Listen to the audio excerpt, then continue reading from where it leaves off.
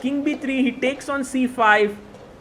And now there's a back rank make threatened. But of course the world champion is going to see it. He knows that he has got an extra pawn here. Plays his pawn to g5. Gets some space on the king side. Rook b5 check. Everything's under control. Well, such positions are not easy to convert. But for Magnus, he's the best in the business. Rook to b1. And now Injik has a tough task.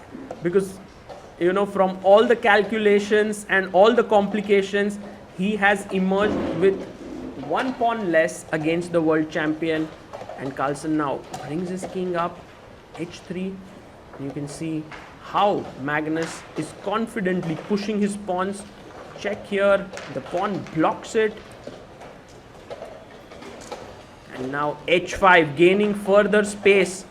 King to e2 and h4, fixing the structure. Rook c7, rook to b4. The a4 pawn is weak, but you just can't take it right now because the b pawn would also hang.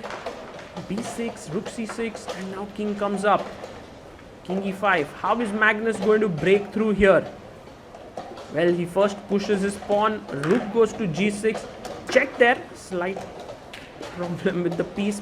King comes in. You can see how slowly and steadily Magnus has increased the pressure here. He's pushed the white king back to the last rank. King e4. Now, do you want to go king d3? Threatening a mate. Magnus first goes rook b4. Take on g5, but that would give me two passers. King f4. And now he's pushed his pawn. Injik goes rook h6.